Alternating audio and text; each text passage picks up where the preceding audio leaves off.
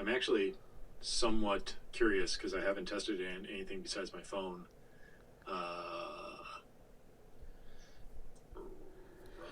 Well, my favorite thing to do is like just pull up a YouTube video.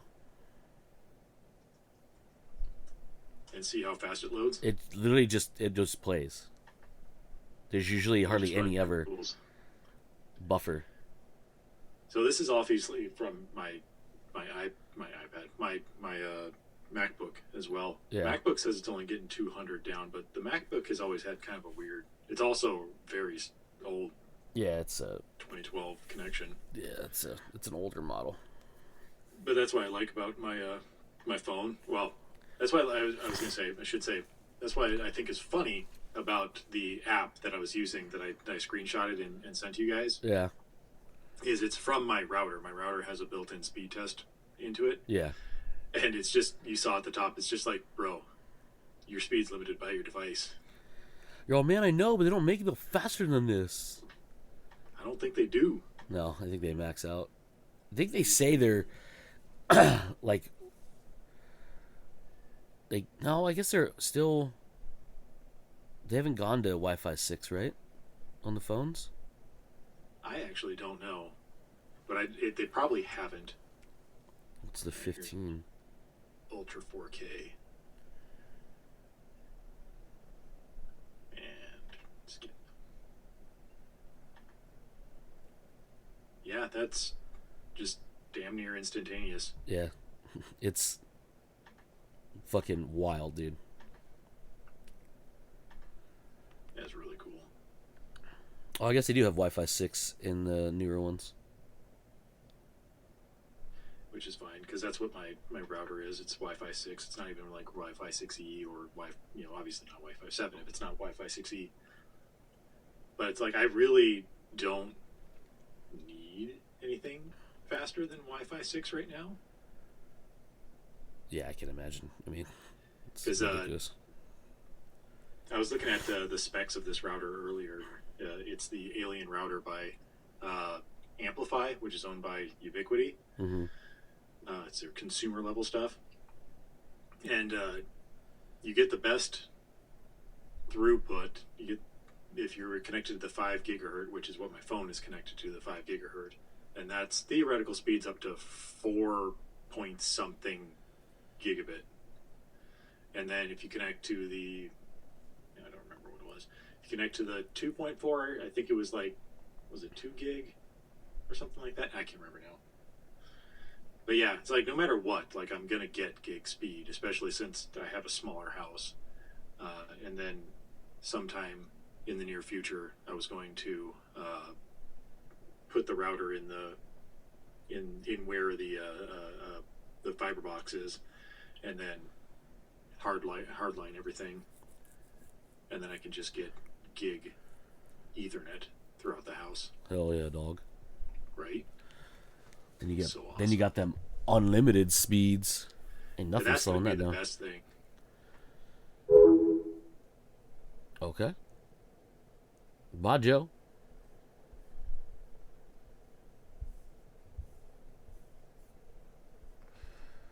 Well, let's call him back real quick.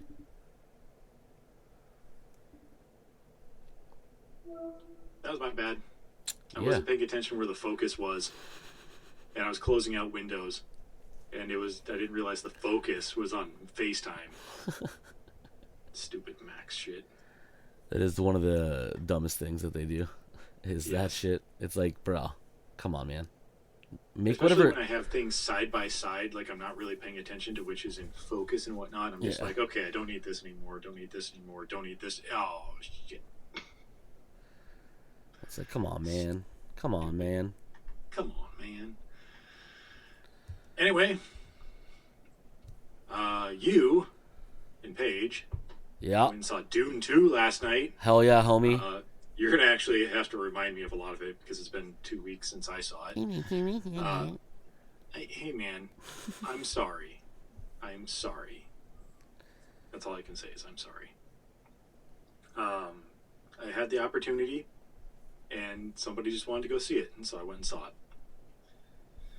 I am sorry that you didn't get to go see it in Cine One or Cine XL, whatever they want to call it. Yeah, we went and saw it in IMAX last night at Deer Valley. Okay, so that what type of audio system do they have there? It's Dolby. Is They, the oh, Dolby Atmos? yeah, it's Dolby Atmos. I was gonna mention they actually converted one of their theaters to Dolby Cinema at that one too. Ooh, So not only the Arrowhead one, but the Deer Valley has one now too. nice. It was playing Ghostbusters last night, so but AMC still sucks. I'm sorry, I'm gonna go on this weird tangent right now. Go It's for it. like this one. I'll say this though: the bathrooms were cleaner in this AMC, Mm-hmm. so that's good. That's a change. But dude, it's like they're the IMAX. They haven't updated the seats, Mm-hmm. so there's still like individual nonsense. And like it was, I don't know, it was weird. Um, and they have freestyle machines, which we all know we don't really enjoy freestyle Coke machines. Um, so yeah, the freestyle Coke machines aren't really a bonus to be had when you're No. there. Um, Did you get your Dune 2 bucket, popcorn bucket? no, we didn't actually see them. They're supposed to have the Ghostbusters ones. It's the trap. Yeah. With the bean coming out, and that's where the popcorn goes. Paige really wanted the Stay Puffed sipper bottle, but we didn't get that. We got They had a pretty good bundle. It was called the Ghostbusters Snack Pack. It was a large popcorn, 2 large drinks in collector's cups, Okay. and then 2 large candies. I was like, oh, that's actually pretty good. Yeah, that's cool. So we got that, but yeah, so that was my tangent on AMC and how like they haven't updated the seats in the IMAX, so they're still like the regular theater seating. They're not like the recliners or like it's. I was like, dude, and all they did to separate the seats for numbers is they put little stickers on there. But the thing is, you still have like a shared cup holder. Mm-hmm. You know when you go like a movie theater that's been updated, even in AMC, when you sit in your seat, you have a dedicated cup holder that's just for your cup, right? Not that people Yeah. pay attention; they like put it wherever they want, apparently. But this one just had little stickers on the cut on the armrests. So if you're in seat 12, the inside of each armrest has this 12 sticker stuck to it. It's so awful that it's just a sticker. Yeah, dude, I was like, come on, man. Just so cheap. Yeah, I was like, Jesus. But no, it was. I mean, it was a IMAX laser. It looked real good. Oh, okay. Haven't Yeah. seen like anything like that. Yeah, so that was cool. And motion was real well done on that laser projector, for Yeah. sure. The audio was ridiculous. I was like, "Are we in a 4D theater?" Because I'm pretty sure I heard the rumble. So that's exactly what I wanted to point out the last time that we had talked is, and I pointed this out to Matt, who I went and saw it with, who had never been in the Cineone ever That doesn't- before. that doesn't like, shock it's the me at first all, time he's actually. ever sat in there, and I'm like, you're an audio person, man. Why don't you enjoy life? But Upgrade your life, little I bud. came out of that theater going, I have seen so many movies in this theater. I have never had my seat shake Bro, dude. Yeah, at the base that especially when you were getting the close up of the ornithopters. It was just like, good God, bro. the When those audio. nukes went off, Yeah, I was like, "Is this ceiling coming down?" right. Because They were trying. I'm sure there is Oh some my God, poor dude. theater somewhere that had that shit cranked up and just put some cracks in the walls Yeah, with I was. how good that bass was. I don't know if they introduced, like, if they discovered a new fucking level of bass or how to make that shit fucking go. But dude, it It hit went. hard. Yeah, I loved it so much. Yeah, dude, I was like, this is ridiculous. Right? Y'all broke something. Yeah. In the best way possible. Yeah. Yeah, I don't know who did the sound design for that, but that boy needs an Oscar. Needs an Oscar or two. Yeah. Oh my god, dude. I was like, You did so well. Here's two. Fuck. yeah, and it was funny too because like I'm trying to remember what scene it was. Oh, it was when he was in front of all the Fremen tribes in the war council, Okay. Yeah. and Yeah. he yells, and I was like, Oh shit. That was loud as fuck, bro. Because there's no Yeah, music and it's just him, and I was like, that's loud as hell. yeah, it Like, was. Paul It's got like, some bro, lungs on him. I was like, Jesus. But anyways, yeah. So the movie was awesome. hmm Um, it was funny after we got done. I was trying to explain to Paige like how like they played it safe, and she's like, "What do you mean?" I was like, "So the thing is, you know how like Jessica was talking to her fetal baby?" She's like, hmm "Yeah." I'm like, "All right, so that is kind of a reference to like what happens in the book." And hmm she's like, "Okay." I was like, "So she drinks the water of life, right? Which is like essentially poison. It changes the fetus." hmm And she's like, "Oh." I'm like, "Yeah." So in the movies you saw, and she meant they mentioned it's not like it's a hard thing to understand.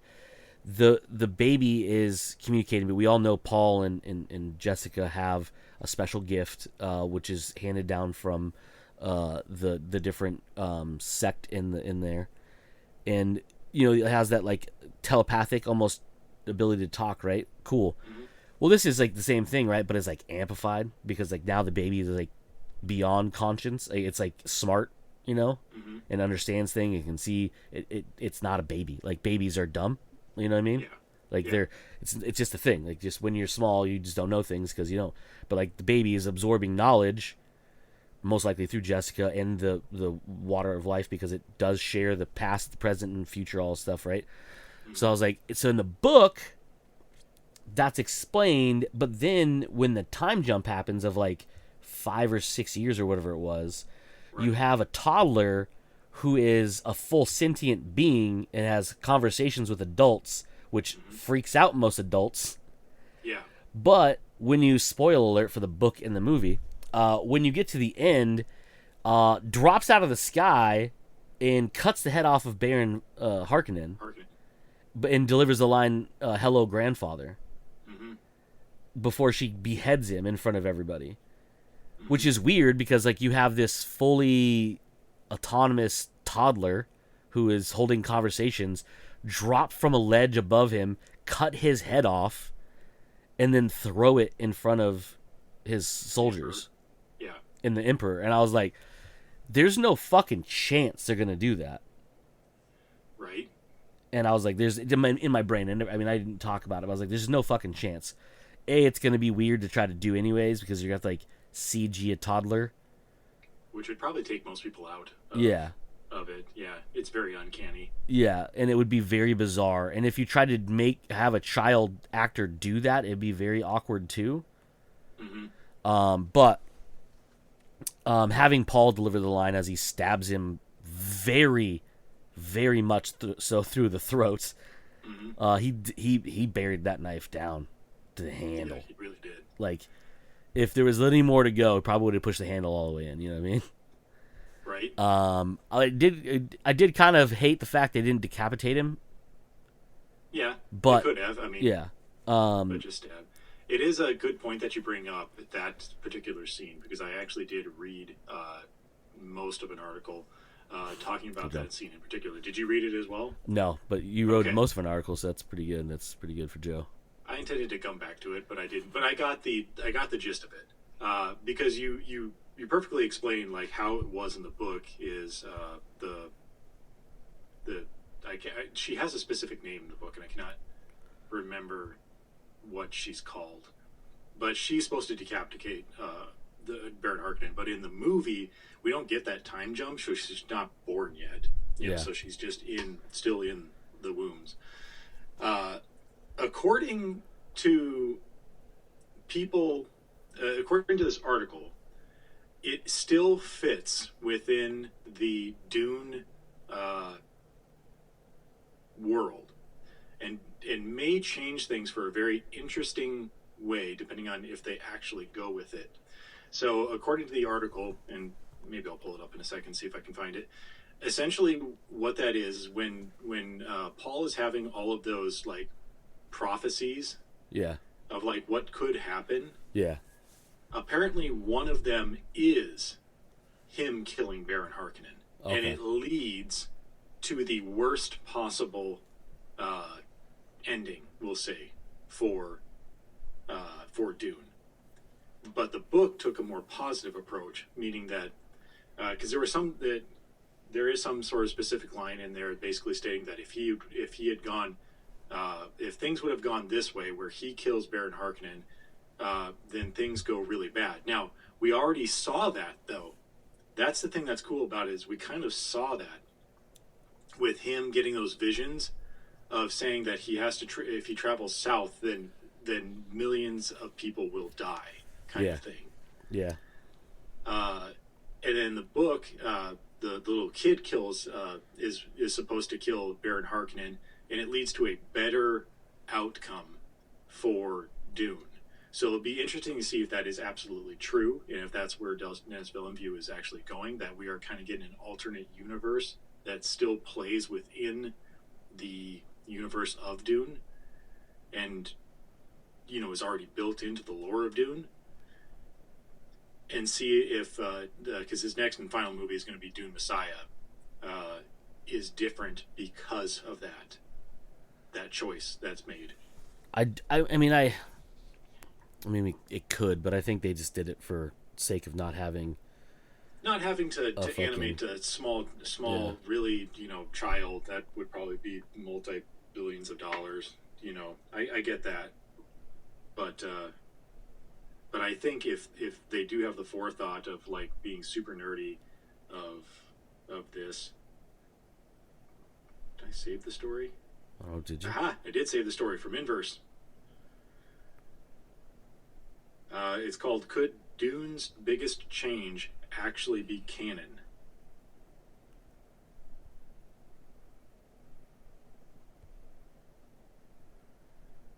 Skimming through it real quick, looking for the quote. Yeah, I'm trying to remember what they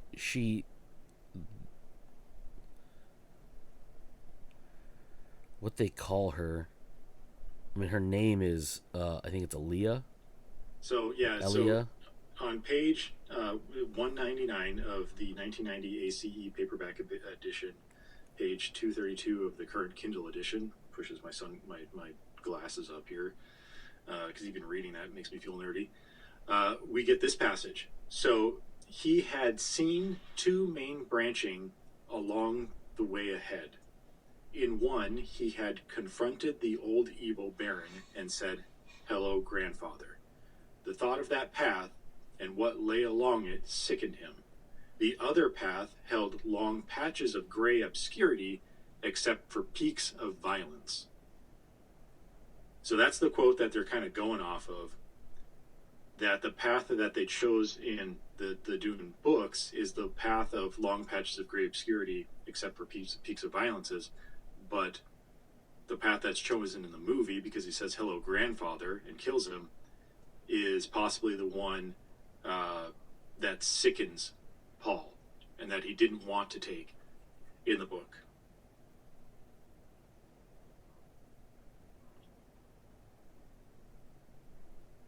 Yeah, I can't remember. Yeah, they and she calls her says the name when she's talking to her in the movie too, and I can't remember what it was, but it's one of the many things that have to do with the lore. Um, Yeah, her name is, like you said, Aaliyah. But yeah, I could have swore that she was also known as something, something, something, whatever it is. yeah, Yeah, this article says that because of the condensed timeline in Dune Part 2 and the fact that Denis Villeneuve and co-writer John Sapbates, I butchered that. I probably even butchered Villeneuve, uh, quote unquote, were a little leery of that talking toddler. Uh, so Aaliyah Trades remains unborn at the end of Dune Part 2. This means Aaliyah is not physically around in the present tense to be the one who delivers the killing blow to the Baron. And that just talks about the novel. She says, okay, because Aaliyah is still in the womb, it's Paul who does the deed, saying, "Grandfather, you die like an animal." yeah.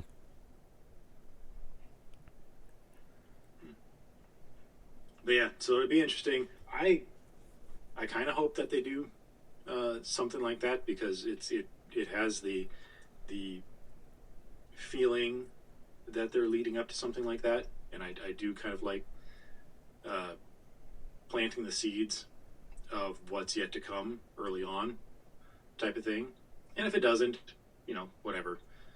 I haven't yet to read Dune Messiah myself, so I have no idea what goes on there, even in the book view. Which probably before the sequel comes out, I'll probably read it. But yeah, I just hope that they really do they follow through with things, and you get maybe a slightly different timeline that might actually. I mean, even from people that I've heard that have actually read further than Messiah, that the Dune series becomes a little bit more, I don't know what, political or much slower paced or something like that. Yeah, So after maybe doing Children of this Dune. whole like, hey, we kind of changed the timeline. That if they do continue on the Dune series after Messiah, that at least they could be like, hey, it's a little bit more actionated because we changed that one element way back here uh, in the second quote unquote movie. But we'll see what happens. Um, how do you like the visuals for Dude, they were, Baron Harkonnen's world? bro, wild, dude. Do you know how that was filmed? I'm gonna guess either with some kind of wild filters, or they did post color correction on it, which is probably a little bit of both, really. So both of those are wrong, a little bit Okay. wrong.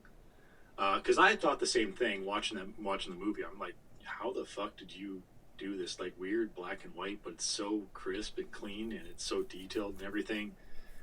Was it filmed? It had to be post production or something like that. And the crazy fireworks that just end up looking like globs of stuff that going up in the air and whatnot. The ink blots was Uh, weird. so I was talking to Matt afterwards, and he's like, "No." I told him like, "Oh, it must have been some post production or something like that." And he goes, "No, actually, what it was is they were like, hey, we want to film this whole sequence in infrared, but once we do this, we can't undo it." Huh. And the studio was, I think they did like a sample of it, and the studio was like, "Yeah, go for it." Yeah, go for And it. so that whole entire sequence is filmed in infrared, and that's why it looks so weird and eerie, but so cool. Okay. Yeah, and of course, obviously, they did do some CG because obviously you're doing like those pan out shots. Not all of that could be probably miniatures or anything like that. And you do have some little hints of color here and there, but yeah, filmed on infrared. That's how they achieved that black and whitish type of visuals. Oh yeah. Okay. I was trying to remember because I read Messiah and Children of Dune Mm-hmm. uh, a while ago. Um, like when I read Dune. I was trying to remember because I wasn't remembering if. So spoiler alert for people who don't know, or Joe too, because you haven't read them. Yeah, right. What made me excited about it is because I thought it was in this first book, but now I'm reading it again and it's not. Duncan Idaho comes back. See, I kept expecting him to come back as well because I had read people online talking about the Duncan Idaho machine, and I'm like, okay, that's awesome. That means I get one of my favorite actors back in the movie for a lot more action and whatnot. And then he never shows up, and I was like, what the hell? He's not in this? No, All right. it's. I was thinking of what was happening. I confused him with uh, Thanos' character, Gurney Halleck. Gurney Halleck. Yeah. I was thinking that was him that did that, but it was Gurney Halleck. But Duncan Idaho comes back as a clone Right. in Messiah, and they want to use him as a way to basically dissolve the power that Paul has Mm-hmm. and use him as as a pawn. Mm-hmm. But that doesn't really happen. But he gets murdered multiple times, and they just keep pumping him out. Plus, I think he at one point I'll have to look it up. I think there's a scene in Children of Dune where he fights himself. Interesting. Yeah. Cool. But yeah, because the other part too is like, I think Duncan and Aaliyah end up getting married. Okay. I can't remember though. That's a little bit weird, but I mean, I guess if technically he's a clone. Well, so I don't know how that works. but I think that's in Children though, because there's a time jump again between Mm-hmm. the end of Dune and Dune Messiah of like 12 or 15 years, Mm-hmm. and it starts at that point. So Paul has been an emperor for like over a decade. Okay. And he is taking control of spice trade, the Bene Gesserit, and the techno people, I believe. Wow, I could be so wrong he about that. really, really took over. Yeah, like, and that was the whole thing. Is like he didn't want the power to be shifted. Like he wants Mm-hmm. to be able to control and do everything, not being manipulated by other people, because he sees, well, he now definitely sees all of it because he saw all of his past, uh, ancestors and what was going on and all that stuff. So, that was the water of life gave him that little, fun little jaunt down the history books, but also lets him see the future, and so he could see. Obviously, he needs to control those things because of what's going to happen. Mm-hmm. But you can't remember. I think it's in Children of Dune where they get hitched. But I know she's still. At that point she's only like 18 or 20, because Okay. in Dune, at the end of Dune, she's like 5 or 6. Mm-hmm. So if you jump ahead like 10 or 15 years or whatever it is, she's gonna be older. And Duncan doesn't really age because he's a clone. What do they call him? He has a weird. He has a weird. Yeah. So there's some weird shit that happens in. I want to say it's Children of Dune, where like she gets possessed by Vladimir. Okay. Yeah, dude, I don't know. It's been so long. I can't remember all of it. Yeah, I don't remember which one it was. I can look it up, but I'm not gonna. It's a lot to read through to try to find. Read through. Yeah. Yeah, there's a lot of shit happening in their num books. Yeah. Anywho, but yeah, no. So back to Dune Part 2. Sorry, Mm-hmm. distracted. Yeah, the crazy part is like I expected the time jump, right? Mm-hmm.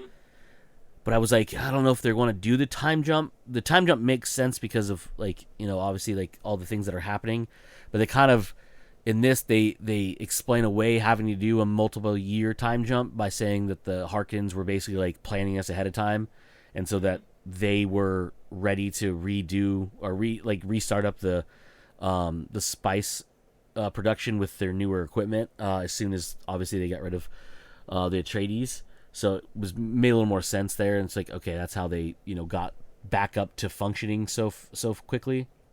Mm-hmm. And obviously you see that with the newer machines that they had and things like that.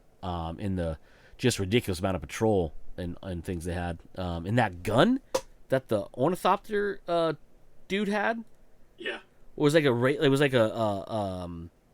electromagnetic gun, but it was like a shotgun style, just boop, boop, boop. I was like, damn, dude, that's fucking gnarly. Dude, they had some guns in this thing that I'm like, bro, where was this in the first movie? Even the Fremen, towards the middle part there, just pull out this like laser fucking gun and just start annihilating things. And it's like, what the fuck? Yeah, dude, because it was those are the ones they were using. Well, not them. That the Harkins were using at the end of part 1, where they're just cutting through the ships and stuff. Mm-hmm. And I was like, dang. But yeah, the Fremen had them. I was like, bruh, you should use those more often. I mean, they're definitely telling of where you are, Right? clearly, because like, You just there's see a a straight line. yeah, it's just a giant But when fucking you're beam. cutting through the thing that you're shooting at anyway, it doesn't matter.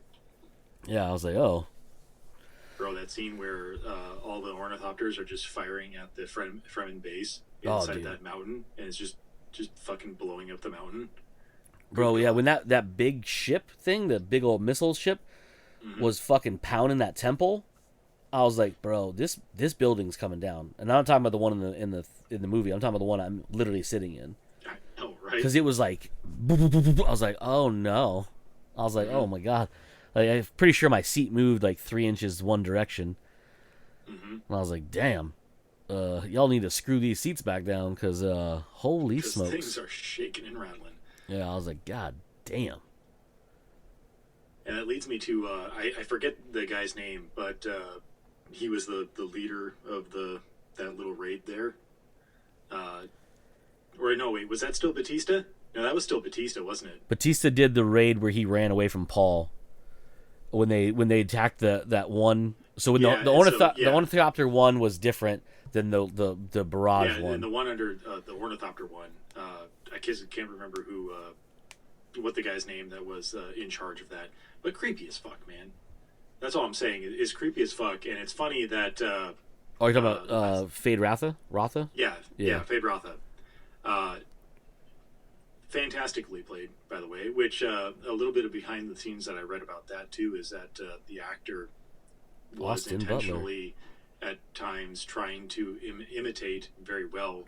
I'm told, and by watching the movie as well, uh, Skarsgård's like voice and Dallin Skarsgård. Yeah. Baron and Harkonnen. a little bit mannerisms because of that. Obviously, they're related to each other.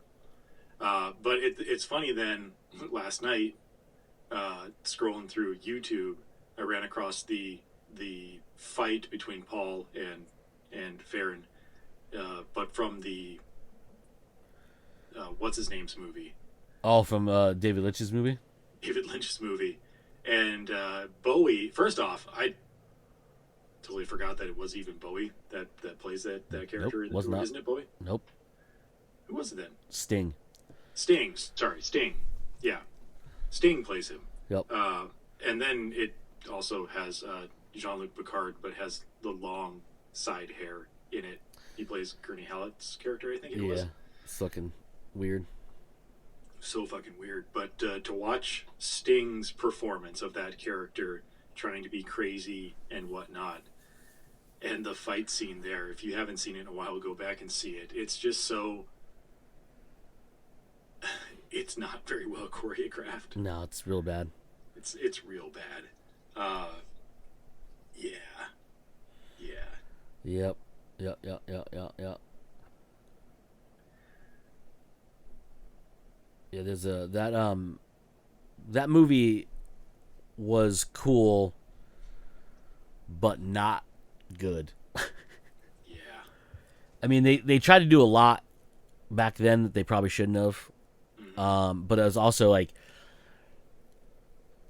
whoever thought, hey, we could definitely do Dune because like they found out it was a very big inspiration for like Star Wars. Like, oh, cool, we can make this, right? Like, we'll up Star Wars. You ain't do it with David Lynch. You ain't doing it with him. Sorry, but also you ain't doing it with that kind of budget. You're gonna need to bankrupt some people to make Another that. funny one to run across is them writing a sandworm or one of the worms, Oh yeah, and it looks like an SNL sketch yeah. at this It's point. it's Yeah. real bad. But bro, watching the sandworms in I keep calling them sandworms. I know they're not sandworms. In Shahulud. the, what? Shahulud. Yeah, I'm not doing that. God bless you. Man, so cool in this movie. Oh, dude. Watching them ride them, watching them just capture them to ride them. Like, good God. And the fact then they- the three that come in Oh, dude. at the end there, just to start gobbling things up. Holy crap. I was terrified, and I'm not even in that world. I was like, damn, that is not a sight that I would want to see at all. Yeah. Yeah, it was, bro, dude. The hell was that? It sounds like one of the dog toys. Oh. Adam got home. Oh. He was gone. So that's why I got up to shut the door. Gotcha. So probably playing with the dog, or the dog is trying to get him to play. Gotcha. Yeah. Yeah, bro, dude. Yeah, it's crazy too. Cause did you hear about the? So they built, they call this a worm unit No. to film. So they actually got to film on a practical piece. Good. So they're actually holding something that's on there, and they Mm-hmm. can actually like kind of articulate when they're standing there and stuff like that. So like they had that, and so Timothy Chalamet was talking about how like it was cool like to be able to actually be on the worm unit, Mm-hmm. and like they had a whole like production team just for that and stuff like that. But I was like, all right, I want to see how they like how far detailed they go with like the showing of it, because in the book it's very detailed on how and how it works and why they do the way they do it. Mm-hmm. And then they show it, and I was like, oh, okay, yep, there you go. They showed it, and it's fucking rad. Right. I was like, yes, because like they breathe through the folds, Mm-hmm. but it's if it's exposed, it hurts them. So Mm-hmm. they expose them to keep them from diving underground. The sand. Yeah. And I was like, oh, that's cool, and it was rad as fuck, bro. Like to see them do the Mm-hmm. palanquin across the desert on one, and I was like, that's fucking cool. Um, Later when Paul becomes one, it's gonna be weird, but whatever. If we get that far. Yeah, we're not getting that far. He's not gonna. I mean, even if he goes, I mean, even if he gets a wild hair up his ass, if Messiah makes like $40 billion and they make Children of Dune, there's no fucking chance they're getting that far. Pretty sure that Dennis is just done at that point, and if he somehow does get, because I think that was one of the reasons why he said he's stopping at Messiah, is because it gets weird Yeah, after Messiah. So if he ever gets drawn back in, I can only imagine that he'd be like, yeah, we're not going to do we already did the weird space travel globs of people that is how ships get around. I don't want to do worm Paul. yeah. Worm Paul's weird in general, Yeah. but yeah, yeah. No, I was so impressed by everything, and the fact that it looked so good on that laser projector. I was like, dang, dude. Now I'm a little bit jealous, like, because I don't think the Cine XL is just a regular big screen projector. Yeah. So to have the clarity of a laser projector would have been really cool. Yeah, I'm like, someone needs to call Dan Harkin and be like, hey, bro. I know it's going to cost you some upgrade money, but your projector to laser inside of your Cine XL. Keep the sound system because that's great. yeah, I think, I mean, they would benefit from having something like that in there because it is such a big screen, and sometimes on some movies the motion is real bad. But man, it was, and I don't know, like I haven't seen it any other way, but like I just imagine that laser projector made it so that motion was beyond crystal clear. It was so stunning. I was like, dang, this is ridiculous. How gorgeous this looks. Like that scene where all the thornicopters are like coming in, and they're like they're swooping through, and like that part where like Batista snaps that dude's head, like oh my neck. god, I forgot about that. Yeah, I was like, that you're not telling me what I want to know. he's the one that like, has the special thingies. You should probably keep him alive and kill the other one. Right? But of course, I think that dude's the pilot, so like you couldn't really kill that guy because the guy with no Yeah. eyeballs, he probably couldn't fly and do the whole eyeball thing. But I was like, dang, you have anger issues, and I thought you had anger issues before because you bashed that one dude's face in for at least showing you half the planet. But I was like, dang, you done killed the guy who was doing like a lot of the work, and he probably could have told you that you probably shouldn't land where you did because it was surrounded. But yeah, the part where those and they just start moving, it was so crystal clear, and I was like, dang, this is like real good, like real good. But one of my favorite effects was actually the Emperor's ship when the storm was coming in, and you see the sand hitting the shield and basically like igniting or whatever. And it's like has the trails off. Yeah, dude, as it was goes because it's almost like it's like hitting the like an atmosphere and then burning. Yeah, as it goes.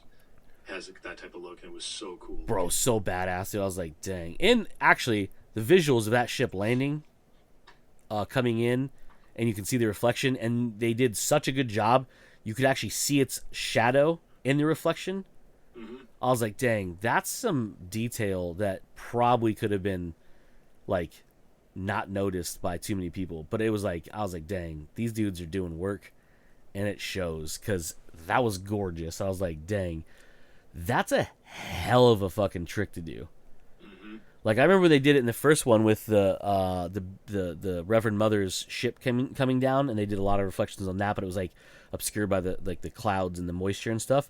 This is clear as day, bright as shit on their fucking multiple fucking suns bullshit sun, and I was like, dang, that looked real good.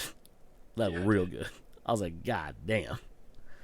But yeah, I did sitting over that little fucking thing they had set up where he was there, and I was like, dude, this looks so cool. Just the shield trailing off, and like, I was like, damn, that's so cool looking. The army just sitting below there, like all the good little detail. I'm sure on your projector system there would have been much better than what we saw there, but just like every little detail, the banners going, all the ships and everything, just such a cool scene.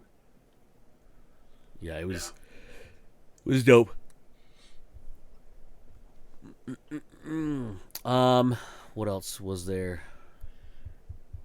I'm trying to remember more of the movie. Like, it's cool to see the where like the blue stuff comes from. You get the baby sandworms. That it is. And by the way, like, they just drown them in water. Like, Jesus Christ. I mean, do you want to shove your hand in there with it alive? No. Okay. I'm just saying. But you don't want to spill the blood, because it's obviously the water of life. You need that. Apparently. Yeah, that was the thing too. Is like, he goes there, and I thought he went there with Chani when he took it, and she was upset with him. But I guess it's been so long since I read it, so she shows up obviously in a Thornicopter to do him, because I was like, she's not here to bring him back, right? So I was like, are they gonna skip over that? Because they already mentioned that she's the Fountain of the Desert or whatever it was, right? Or something like that. But yeah, and I was like, but you need. It's foretold that she has the ability to bring someone back like that, or bring Yeah, so I was like, you need her. Like, where's she at? And then she shows up. I was like, oh, thank God. I was like, okay, God, we're gonna do this. But right. He's been dead for a while. Someone poke him. Yeah, I was like, you need to like put a warming blanket on him, or like, I don't know, do something. Yeah. Keep him up. She's on her way. Throw a little fence around him. Throw a blanket on him. Over him. Throw a blanket over him. Yes, that was cool. Like it's not really a montage of him learning the ways, but basically like just showing the different things he was doing. It was weird that he skipped over his desert voyage by himself, though. Well, I mean, they had it there, but they did like very speed it up. Yeah, it's like, he's supposed to go out on his own, and he's doing like the sand shuffle, you know. And then Chani shows up and actually is like, "Yo, you know nothing. Let me show you how it's done." And then they show the end of it, and then they're back, and that's it. Yeah, it was a very like, you at least get the idea, and then we're done. We don't need to just focus on it anymore. I don't remember if it had a more significant purpose in the book, but at least in the movie, it was just like, yeah, we did it. Okay, he's learned a little bit more, and he survived with the help of Chani. Yeah. So yeah, it was her reaction cool. too at the end is goddamn heartbreaking. Where Paul is just like, I will take what's her balls, her hand in marriage to claim the throne, and Chani is just like, bro, what? And then just leaves. He told her. Damn. I mean, he told her it was gonna be not. He's gonna, if he goes there, he's gonna lose her. Mm-hmm. And he's like, said it, and she's like, no, blah blah blah. I was like, all right. I mean, I don't know if you know this or not, but like, he's gonna have to take the seat of power, and it's either by fucking knife or marriage. So. And, yeah, by marriage is what it was. What it would have to be. By the way, that ending. I enjoy. Don't get me wrong. Yeah. But when you're like, and everyone hop onto a ship, and we're going to attack the people that are coming into our atmosphere, and then it's just like credits, and it's like, but I wanted more action. Like, granted, it's already been almost 3 hours, but like, Yeah, I would have been the same way. I could hold it for a little bit longer, or just, you know, pee myself right here. You had an empty cup at that point, right? Or a popcorn bag, Yeah. whatever. Yeah, a mostly empty Yeah. popcorn bag. Yeah. Let her rip, bud. But Unless the you fact that they ended it right there, I do like that. It's a cool creative choice of they're just like, and the war continues essentially. Oh, the Holy War begins, sir. The Holy War begins. That's Yeah. right. But yeah, there was a little bit of me that was just like, I kind of want to see a space battle now. That'd be awesome, Yeah, and those crazy ass weird ships they had. right? I was like, dude, they're gonna. Because can you imagine how like fucking massacred those soldiers are gonna get when the fucking Fremen show up on ships? Right? You know, dock those ships and be like, uh oh, we in lots of trouble right now. Right? Yeah, you gonna rue the day. Rue the day? Who says that? Rue the day. Yeah, so I was like, dang, this is wild. But dope at the same time. Mm-hmm. Yeah, the ending I was like, oh, I knew you had to end it somewhere. But like to Joe's point, I do kinda wanna see a space battle. Right? Maybe we'll get Cause it at the beginning of Dune Messiah. maybe. Kind of like, hey, this is what happened, and here we are now, type thing. We'll see. But yeah, I can't think of much more about the movie. It was just such a good movie. Very well done. Very well done. Very well paced. Like I said, like almost 3 hours long, and it didn't feel like almost 3 hours long.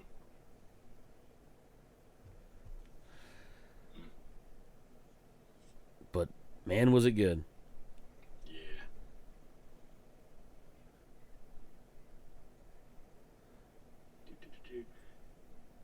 Speaking of good things, I know we saw a few trailers. Yeah, what'd you see in front of yours? Oh, in front of the movie? God, Yeah. I was gonna ask you that because like we saw an IMAX trailer for Godzilla X Kong. I think, yeah, we saw that. Yeah, we definitely saw. We definitely saw Godzilla Kong. We saw Quiet Place Yep, Day Quiet One. Place, the prequel, because I remember pointing that out. We Keep saw naming things. we saw I can't. Furiosa. Yes, Furiosa. Saw that one. What else did we see? Spacing on what it was now. Nothing new that I hadn't already seen. No. Like I said, I saw it 2 weeks ago, so I can't think of like every little detail off the top of my head. But those ones, yeah, definitely. I know we saw those ones. What other movies are coming out?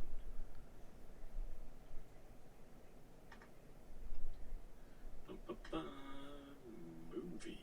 I'm trying to remember what else we saw with ours. I don't remember what it was.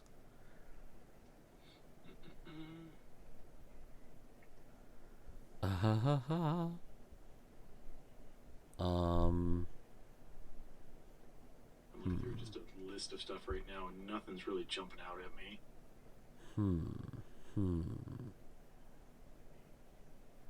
Oh, Twisters. Oh yeah, we did see Twisters. That's right. Yeah. Twisters. Yeah. Because I remember pointing that out to Matt. I was like, I'm so excited for that.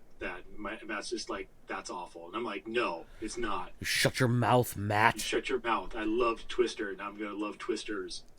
I never looked up. So obviously this is a sequel. Obviously, yeah, right? Is this Bill Paxton's kid? I honestly don't know myself.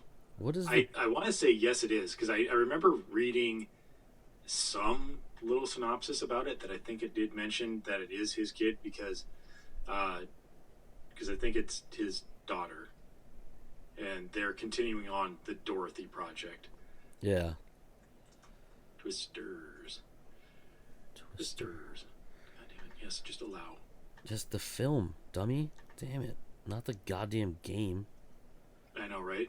What is his character's name? Oh, it just says Bill Paxton's Bill. They don't have last names?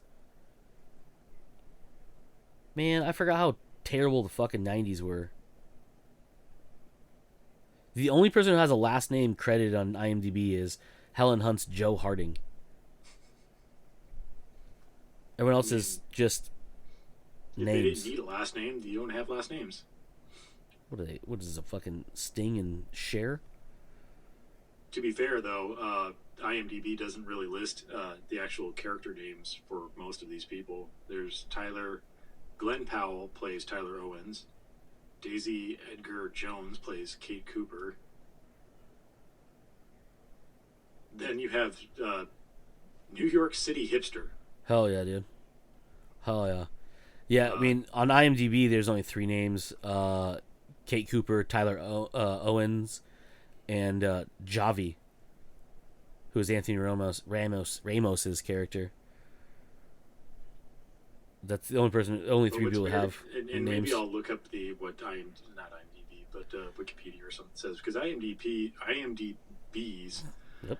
excuse me, description of it says an update to the 1996 film Twister, which centered on a pair of storm chasers who risked their lives in an attempt to test an experimental weather alert system. That's their description of it. Yeah, yeah. I don't know why you had to put an update to the 1996 one. Wouldn't you say sequel? Sequel? I mean, even if it's a remake, you say remake, but like An update. update? Oh, Superman's in it? I didn't know that. Which Superman? The new one. That's cool. David Corn Sweat.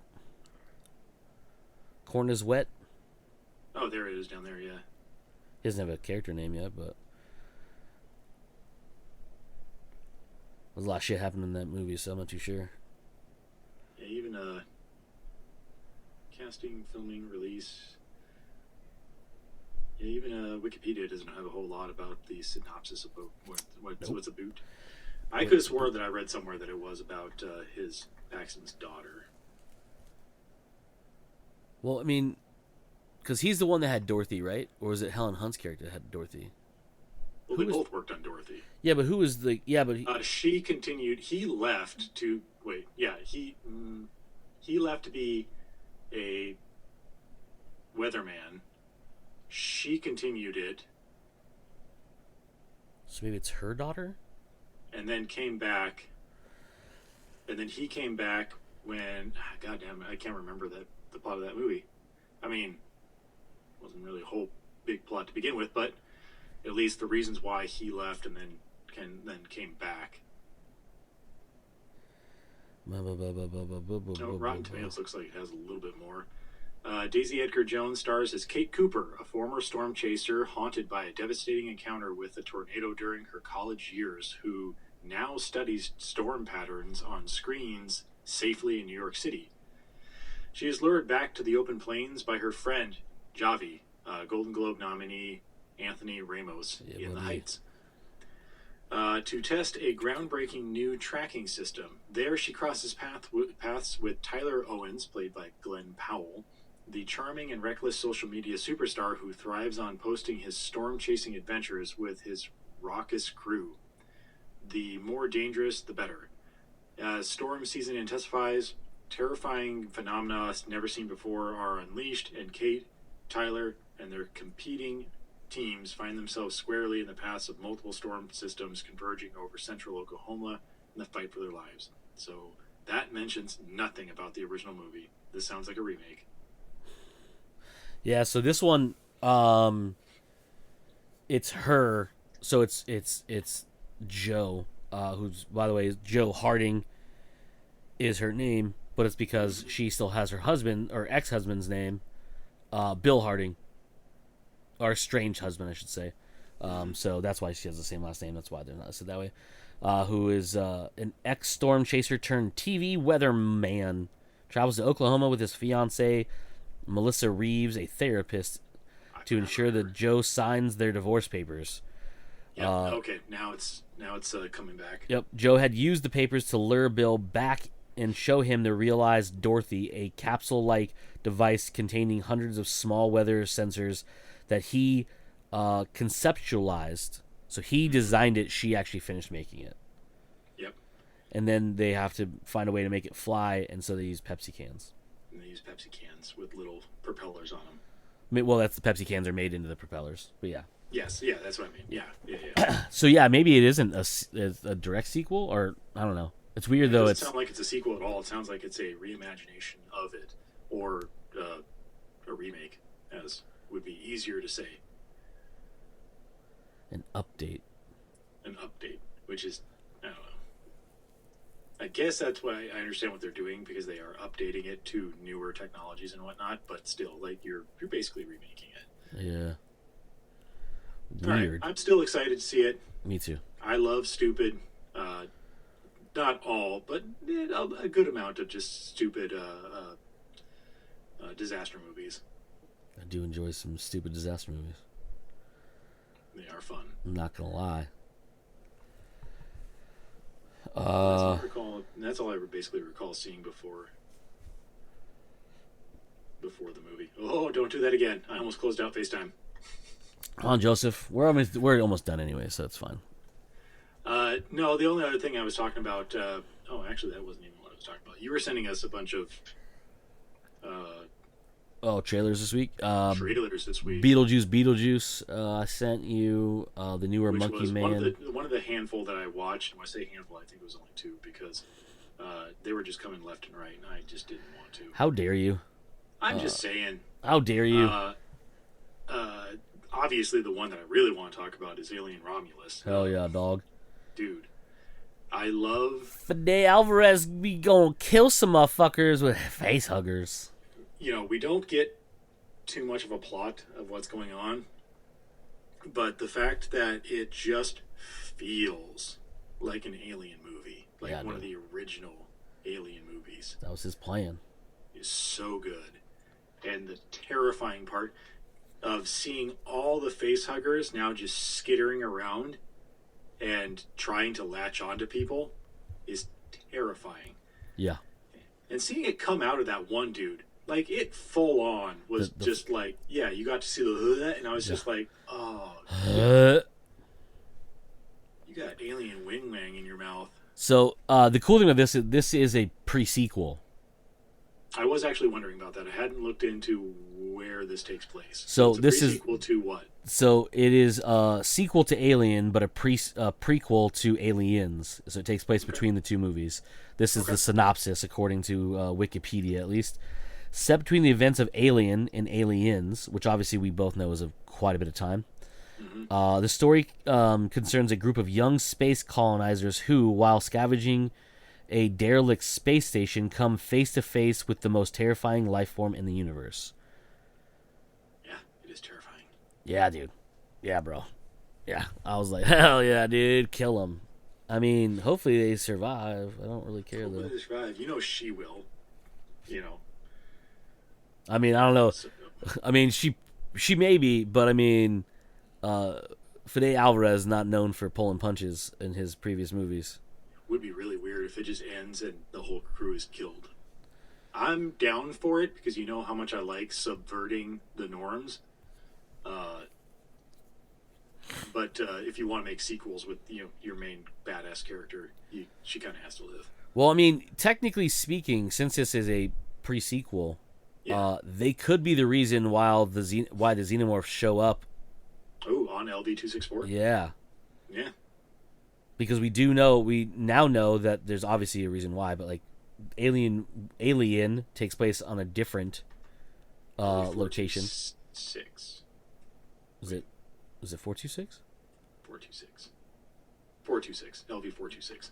I was dyslexic for a second there. Yeah, and then obviously Aliens takes place a different one. So I'm wondering if these colonizers who are scavenging are from there, and so when whoever survives goes back, and that is where they're coming from, and that's how the xenomorphs take over.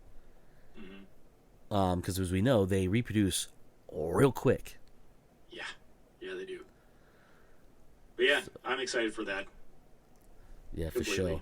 For sure. The next trailer that I watched was Beetlejuice, which, by the way, I do love the fact that instead of calling it Beetlejuice 2 or Beetlejuice Beetlejuice Harder or whatever naming scheme they would go with. Beetlejuice 2, Juice Harder.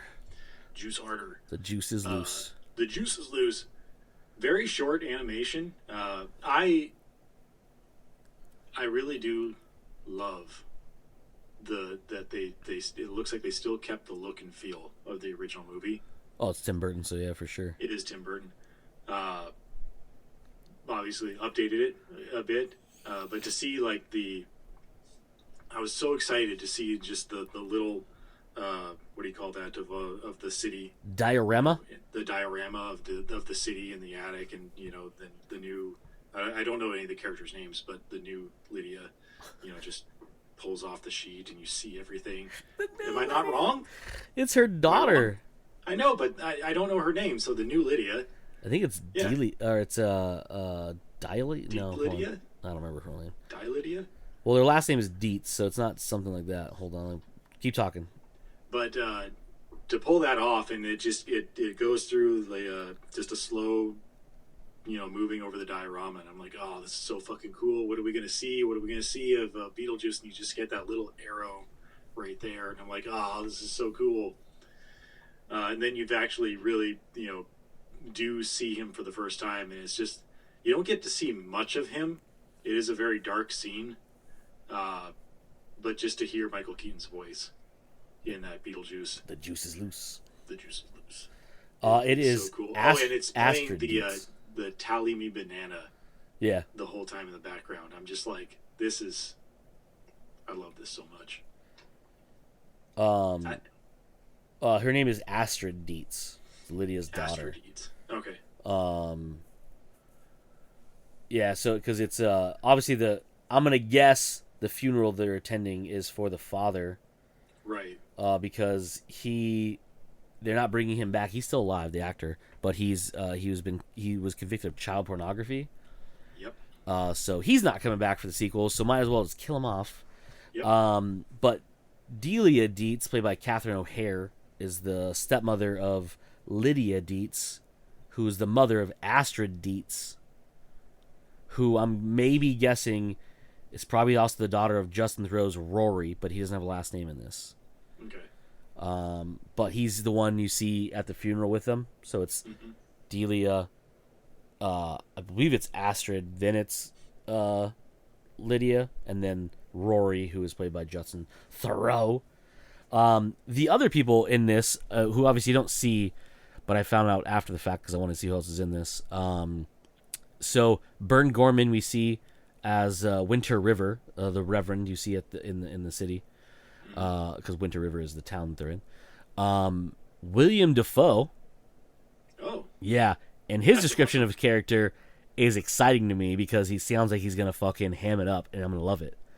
That's fantastic. A ghost detective who in life was a B-movie action star. In life? That means he's dead now. He's a ghost detective. Not like a detective of ghosts. He's a ghost detective of ghosts, but he's a ghost that is a detective. Yeah, dude. If I wasn't already excited for this, now I'm even more excited for this. And then Monica Bellucci, not Belushi, but Bellucci, famous from the Matrix movies, plays Beetlejuice's wife. Oh, that's a twist. I did not see coming. Yeah, I was like, please explain. You don't have an explanation? Okay, cool. All right. Yeah, and then in the has some other people is undisclosed roles, so we'll see what happens. But I was like, yes, please give me now. I do not want to wait. The one thing that I do hope in the movie that Mike pointed out, I would think would be absolutely hilarious, and that's why I'm putting it out in the world, and hopefully it happens because I'm putting it out in the world. It's much like a dream board. Is the because in the first movie he's been like waiting in that line for eternity. I really hope that like his number gets called and then he gets summoned. So the poster. Oh, it is. It's him holding it, but it's the date of the movie is in the middle. Okay. But yeah, it's him holding the number. Yeah. Yeah, it's pretty rad. That's fantastic. I want that to happen so bad. Yeah. Scrolling through the rest of the stuff. I have seen the trailers for Monkey Man on YouTube, Yeah. like as actual trailers. It looks absolutely fantastic. It's one of those trailers that I've actually stopped. It started playing, and I was like, "Oh, what's this? Oh, it's that Monkey Man." I put the remote down, and I'm like, start watching it, and it gets to the end, and I'm like, "Okay, that's cool," and hit back, and I'm like, "Fuck, that was a trailer. Yeah, that was an ad. That was an ad. Damn it." Yeah, what's crazy Um, about this? It's produced by Jordan Peele. yeah, right. I was like, oh shit, yeah. Even more so reason to see it. Other than it's Dave Patel's. I want to say it's his or Dev Patel. I think it's his directorial debut.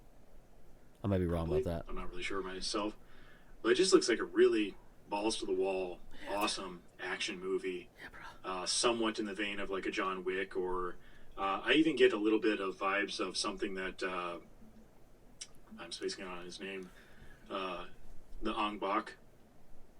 Oh, Tony Jaa. Tony Jaa would do. Yeah. That's the kind of vibes that I get, and it looks so awesome. I really want to see it. I have no idea what the plot is. All right, I kind of remember a little bit of what the plot is from the last trailer that I watched, but I just turned the brain off and just was like, action. Yep. Beyond that, I sent the new Fall Guy trailer. Fall Guy, The didn't Penguin watch that. trailer. Marvel 1943, didn't watch that. Not saying there's probably anything bad with it. I just didn't want to watch it at that time. I have no idea. What is Fall Guy about? I have no idea what it's about. So Fall Guy is actually based on a television show from back in the 80s called The Fall Guy. But basically, Ryan Gosling plays a stuntman. So a Fall Guy. He is in love with Emily Blunt's character, who's the director of a new action franchise starring Kraven the Hunter. Okay. Who his character goes missing. Okay.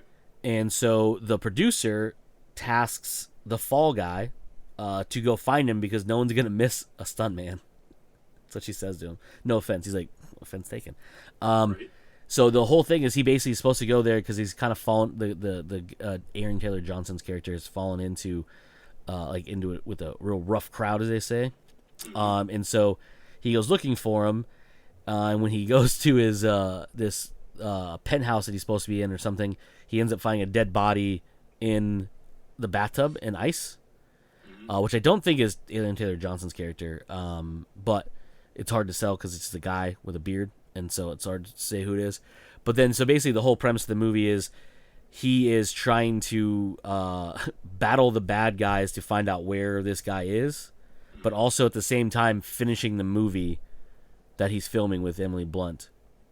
Okay. Yeah, and so and then probably more to it than that, but that's basically what happens in it. And so they basically on a previous film, those two hooked up, Emily Blunt and Ryan Gosling's character, and so he's like he fell in love with her, but she's just like she kind of put it off as like just a fling or whatever, and so he's obsessed with her, and he basically gets this movie with her, and so all he's trying to do is do ridiculous stunts that are going to impress her, but I guess he keeps fucking them up. Like he's just going a little too overboard with them or whatever. So yeah, but yeah, it looks awesome as shit. And the new trailer shows a little bit more of like the stuff going on, but it's pretty rad. Okay. And then the last thing I sent was Humane, which is a new movie from IFC Films, and it's this weird. I think it's based on a book. I have to look it up, but basically the whole premise of it and the reason I sent it is because it was very intriguing to me.